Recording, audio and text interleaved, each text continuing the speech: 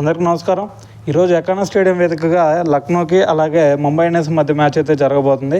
అయితే ఈ మ్యాచ్లో ముంబై ఇండియన్స్ ఖచ్చితంగా గెలవాల్సిన మ్యాచ్.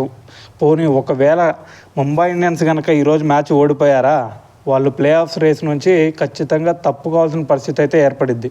సో ఎందుకంటే ఆర్సీబీకి ఎలాంటి పరిస్థితి ఇప్పుడు ఉందో, సో సేమ్ అదే పరిస్థితి ముంబై ఇండియన్స్కి కూడా వచ్చే ఛాన్స్ ఉంది ఈరోజు కనుక ఒకవేళ ఓడిపోతే. సో ఇంకోవైపు లక్నో కల్లే చూసుకున్నట్టయితే మనం లక్నోకి ఈ మ్యాచ్ ఓడిపోయినా సరే నెక్స్ట్ ఇంకా మ్యాచెస్ ఉన్నాయి, సో వాటిలో గెలిచినా సరిపోయింది. కానీ ఈరోజు మాత్రం ముంబై ఇండియన్స్కి డూ ఆర్ డై మ్యాచ్ అని అయితే చెప్పాలా. సో ఈరోజు మాత్రం ఖచ్చితంగా గెలవాల్సిన మ్యాచ్ వాళ్ళకి. అయితే మరి గెలుస్తారా లేదా అనే దాని గురించి మనం మాట్లాడదాం. అయితే ఎల్ఎస్జీ మీద మ్యాచ్ కాబట్టి, అలాగే ఎకానా స్టేడియంలో మ్యాచ్ కాబట్టి, సో వీళ్ళ మధ్య స్టాట్స్ ఎలా ఉన్నాయి అనే దాని గురించి మాట్లాడితే, ఇప్పటి వరకు వీళ్ళిద్దరి మధ్య 4 మ్యాచెస్ జరిగినాయి ఎల్ఎస్జీకి అలాగే ముంబైకి మధ్య.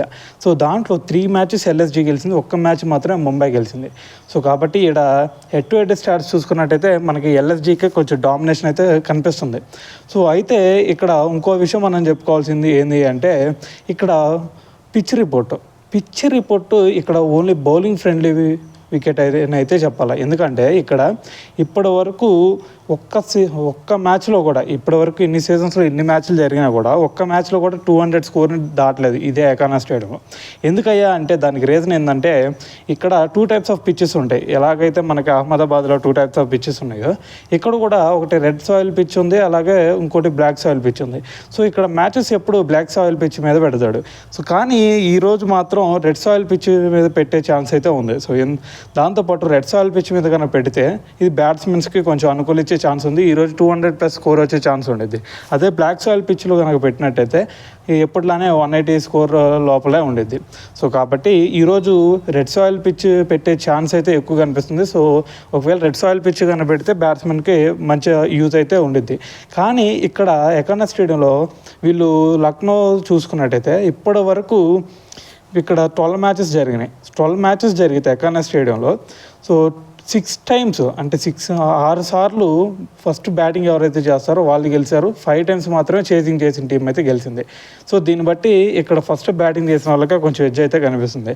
కానీ ఇక్కడ లాస్ట్ 3 మ్యాచెస్ చూసుకున్నట్టయితే 3 మ్యాచెస్ ఫస్ట్ చేసింగ్ చేసిన టీం ఎవరైతే ఉంటారో వాళ్ళు మాత్రమే గెలవటం జరిగింది. కాబట్టి ఇది ఇక్కడ ఓవరాల్ స్టాట్స్ కంటే లాస్ట్ 3 మ్యాచెస్లో చూసుకున్నట్టయితే ఇక్కడ డిఫెండ్ చేసుకోవడం చాలా కష్టంగా ఉంది, చేస్ చేయడం చాలా ఈజీగా ఉంది.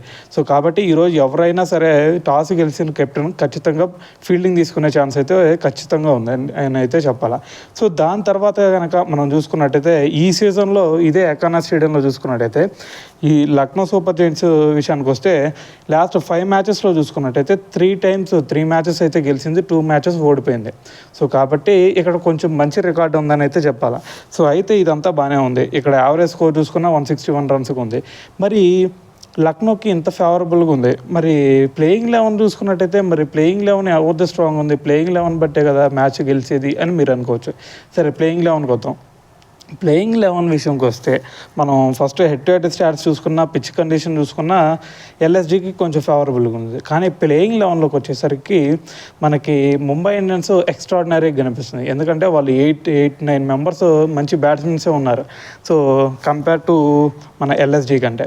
ఎందుకంటే వీళ్ళకల్లే చూసుకున్నామంటే ముంబై ఇండియన్స్లో బ్యాటింగ్ లైనప్ మన అందరికీ తెలిసిందే. రోహిత్ శర్మ ఉన్నాడు, దాని తర్వాత ఇషాన్ కిషన్ ఉన్నాడు, సూర్యకుమార్ యాదవ్, హార్దిక్ పాండ్యా, టిమ్ డేవిడ్, తర్వాత రొమారియో షెఫర్డ్, దాని తర్వాత మొహమ్మద్ నబీ, తర్వాత కోహెడ్జీ కూడా మంచి బౌలింగ్ ఆల్రౌండరు. సో ఇలా వీళ్ళకి ఒక మంచి, దాని తర్వాత తిలక్ వర్మ మధ్యలో ఉన్నాడు. సో ఇలాంటి ఒక మంచి బ్యాటింగ్ లైనప్ అయితే వీళ్ళకి ఉంది. ఫస్ట్ నుంచి చివరి వరకు హిట్టర్సే. కానీ ఎల్ఎస్జీ కల్లే చూసుకున్నట్టయితే అంత మంచి హిట్టింగ్ ఎబిలిటీ కనిపించట్లేదు. సో వాళ్ళకల్లే కనిపిస్తుంది మిడిల్ ఆర్డర్లో ఓన్లీ నికోలస్ పూరన్ అలాగే మార్కస్ స్టోయినిస్, వీళ్ళిద్దరు మాత్రమే కనిపిస్తున్నారు.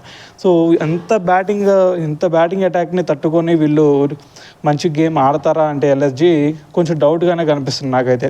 కానీ అంతకుముందు స్టాట్స్ చూసుకున్నట్టయితే మనకి ఎల్ఎస్జీఏ కొంచెం డామినేషన్గా అయితే చూపించింది. ఎందుకంటే వాళ్ళకల్లే అంత మంచి బౌలింగ్ అటాక్ కూడా లేదు లాస్ట్ టైం ముంబై ఇండియన్స్ కల్లే కంపేర్ టు ఎల్ఎస్జీ. సో కాబట్టి వాళ్ళు ఓడిపోయారని అయితే అనుకుంటున్నా. కానీ ఈ మ్యాచ్లో చూసుకున్నట్టయితే ముంబై ఇండియన్స్ బ్యాటింగ్ లైనప్ అయితే స్ట్రాంగ్గా ఉంది. బౌలింగ్ లైనప్ కూడా వీళ్ళకల్లే బుమ్రా ఉన్నాడు.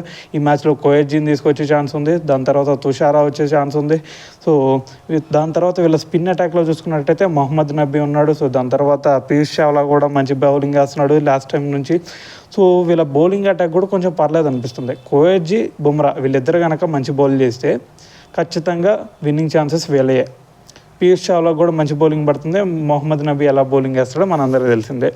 సో కొంచెం వీళ్ళకల్లే బౌలింగ్ హార్దిక్ పాండ్యా ఒక్కడే కొంచెం ఎక్కువ రన్స్ ఇచ్చేస్తున్నాడు. సో దాని గురించి మనందరికీ తెలిసిందే. దాని మీద ఎన్ని ట్రోల్స్ జరుగుతున్నాయో అదంతా మనకు తెలిసిందే. అయితే మరి ఇంత strong batting lineup, bowling lineup ఉంది.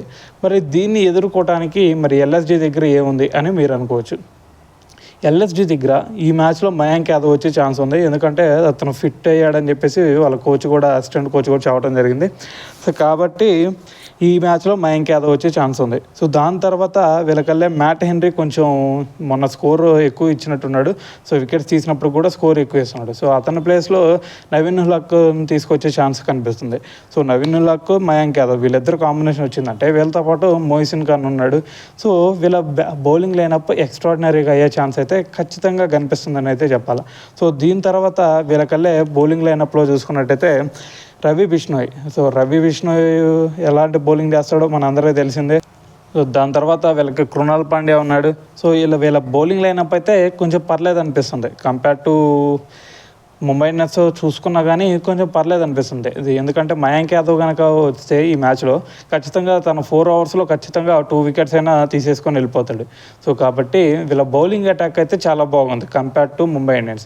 కానీ బ్యాటింగ్ అటాక్లో చూసుకున్నట్టయితే ముంబైనే మించిన టీమ్ ఈ ఐపీఎల్లోనే ఎక్కడా లేదనేది నా ఉద్దేశం.